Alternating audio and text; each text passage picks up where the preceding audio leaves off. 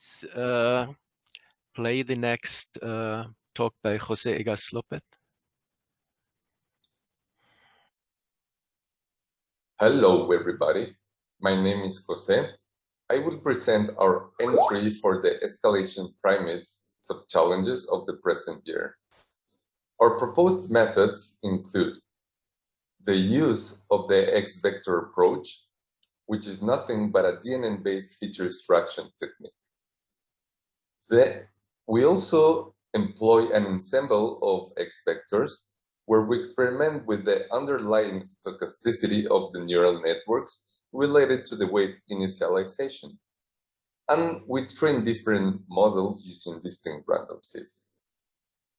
Moreover, we use the Fisher vector approach, which, for this specific case, describes a Gaussian mixture model in order to encode an utterance. Finally, we do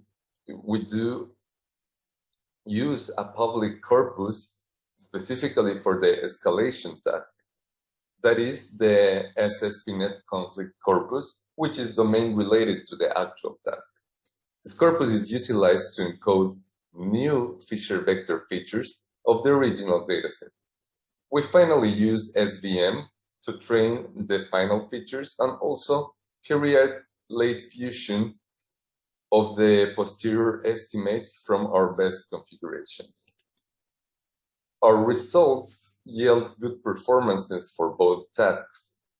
The combination of the ComParE functionals, X-vector ensemble, Fisher vectors, and the features got from the SSPNet technique gave our highest UAR score on test with 63.9 for the escalation task, being 59.8 the baseline.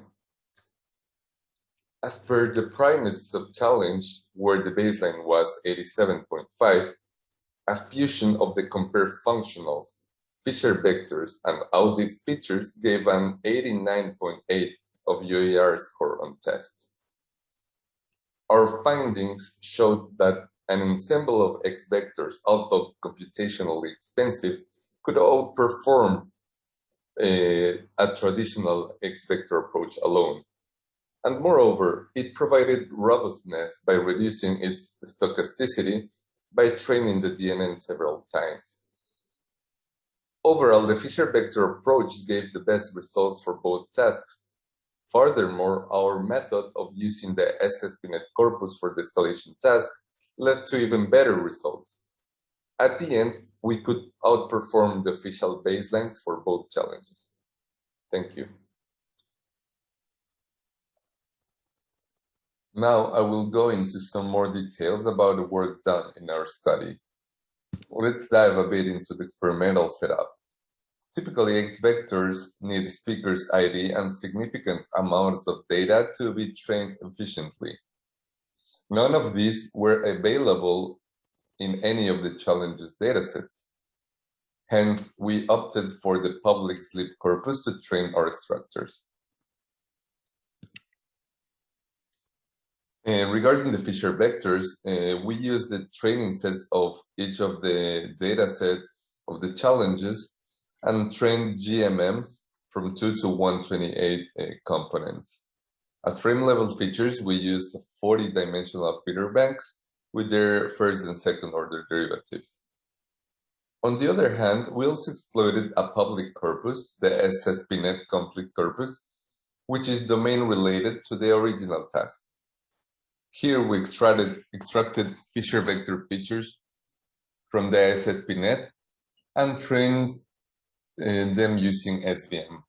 Next, we evaluated the SVM model using the training sets of the escalation corpus.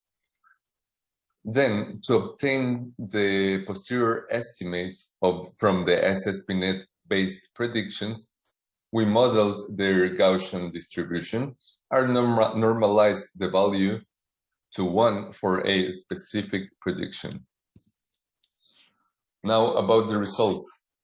The table here shows the scores of individual and ensemble approaches on development.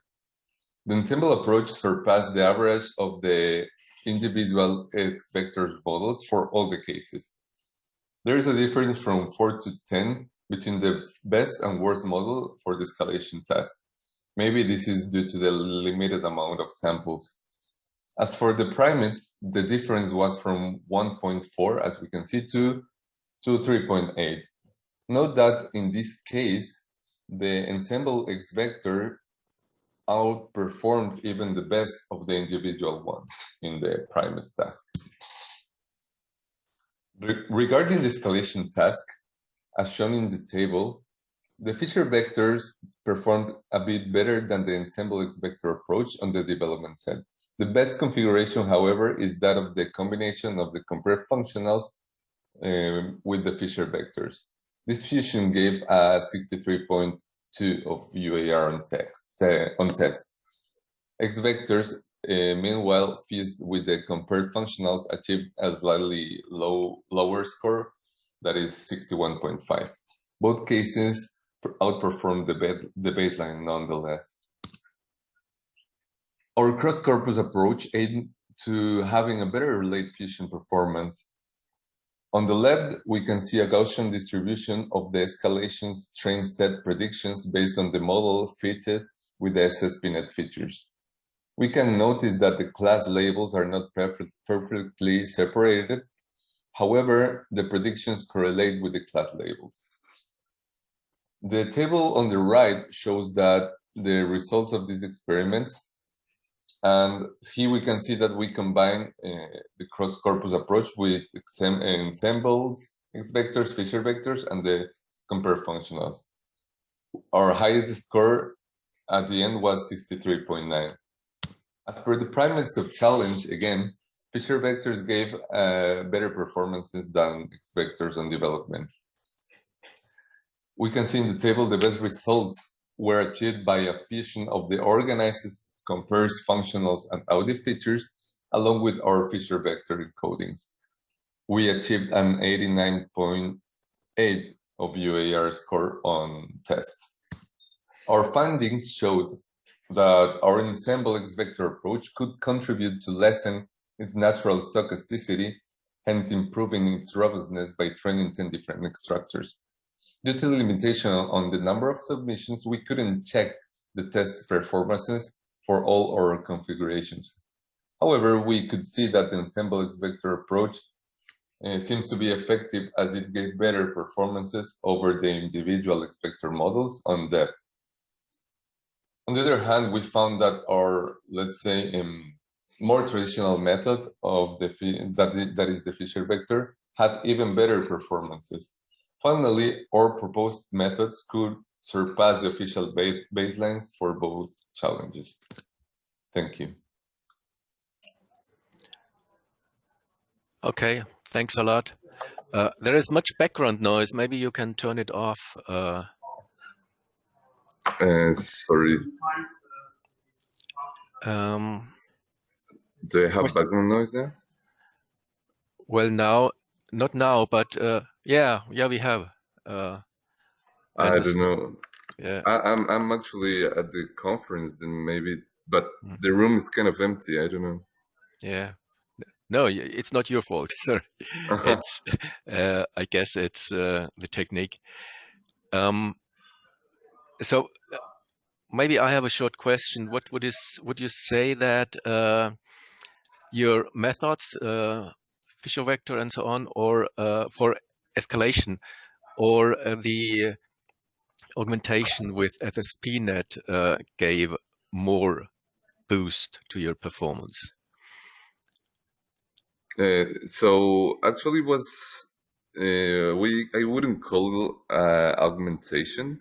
Yeah, but so your question was why using the SSPNet could improve the performance? Yeah, I guess because it's more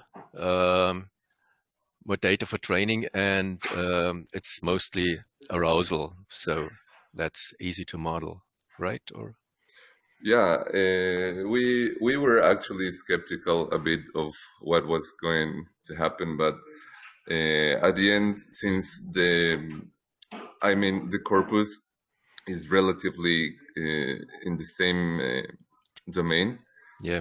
So I think that was one of the key points of doing this, and then modeling the Gaussian distribution to obtain the posterior estimates was the main trick that did all the work here at the end. Okay, thank you.